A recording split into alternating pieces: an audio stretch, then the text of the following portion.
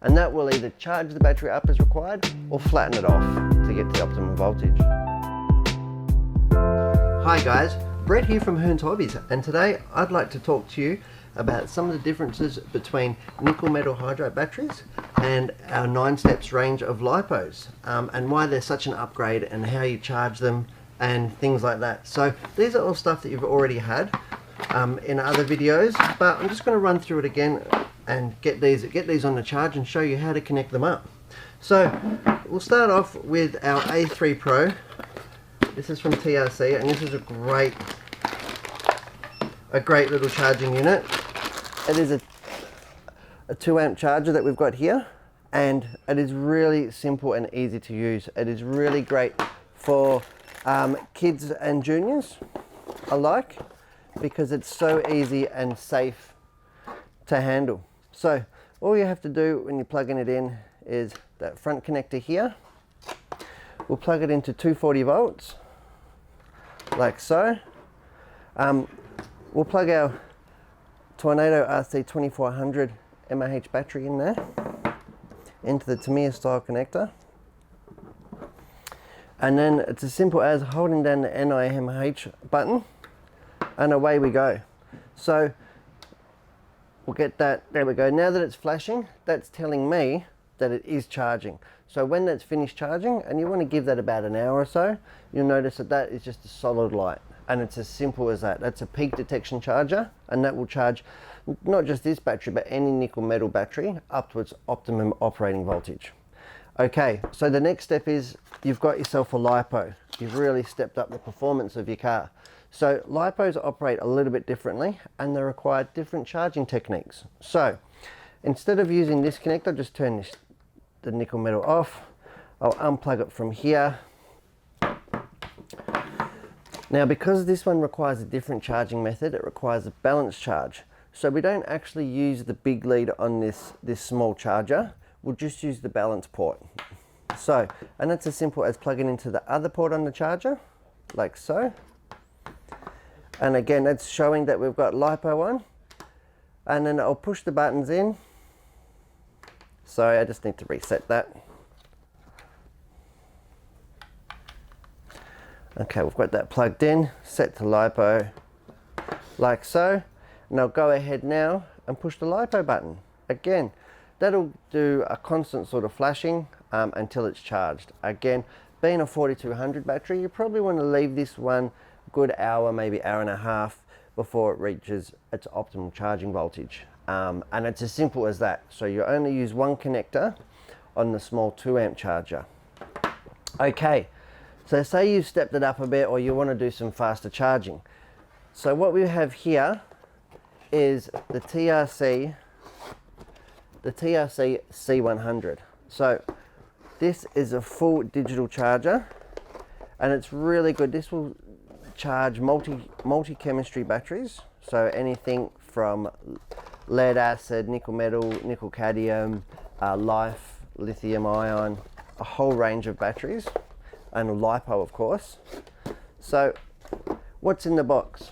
So we've got the charger unit itself, which is really cool, really neat, compact. It's got a fan in it, and these are really well priced. This again operates on 240 volt, can even operate on 12 volt. So you can use like an accessory socket, or even alligator clips here to put onto a car battery or such. 12 volt power supply.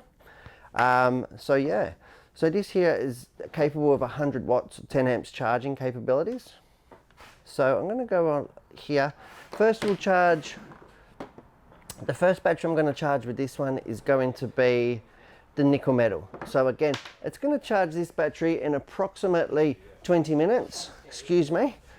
So that's as simple as that. Now in the box it does come with the generic Dean style connector, which is really good, and that's what most common aftermarket batteries are. But say you've got your nickel metal battery here and you've got the Tamiya style connector, then you just need to get the Tamiya style charging lead, and we offer that. That's a JPRC product that we've got here, and that is silicon wire, 14 gauge, and that just plugs into the charger like so onto the side, red into red, black into black, and it's fully adjustable, this one, so we can charge it as high as 10 amps, which I would not recommend, and we can slow charge it down to 2 amps if we want. Now I'm just going to zoom in here so we can see the screen on the charger if possible, like so. So we can see here I have in fact got LiPo program selected, so we don't want that. So I'm going to scroll through the menu until we get ourselves nickel metal. Here we are, NiMH battery, like so. I'm going to push enter on that. We're going to charge it, the current, we're going to set the current at 4 amps is more than enough for these ones, and it will charge it in probably about 20 or 30 minutes. As simple as that. And then we'll go ahead and push start. You can hear it makes an audio sound, and on the display screen it's showing us the time elapsed, the amperage going in, the voltage of the battery, and the capacity that we've put into the battery, the charge that we've put into there. So that is really cool if we're charging up this battery. And like I said, charge it in about 20 to 30 minutes. So it's a really good option if you're going out doing a lot of driving. Okay, so I'm going to stop that one. Next thing I'm going to do is hook up the LiPo battery to it. And again, it's as simple as that. So you can have multiple cars, multiple charge leads. This one does in fact have the Tamiya style connector as well. So I'm going to go ahead here. I'm going to have to cut that. Is there a phone in here? It's done. You picked it. Ah, you picked it. Okay, so now I'm going to go ahead and plug in the LiPo battery. And here we have the 9 steps 4200 battery. Again, with the Tamiya style connector that we can see there on the overhead. And we've got the little balance lead. Now, because we're going to charge it at a high rate, we're going to charge, I'm going to charge this one, we'll charge this one at a good 5 amps, which you'll see it charged again in about half an hour or so.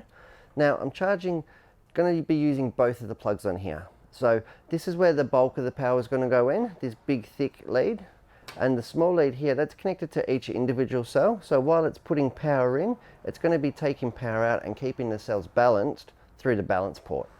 It's as simple as that. So I've got to head plug in that to the 2S connector, like so. We'll put that in there. Okay, so we've got 2 connections there. Now it's as simple as going back. We want to program select. We want to go to LiPo battery, like so. Going to push enter there. We're going to balance charge, yes.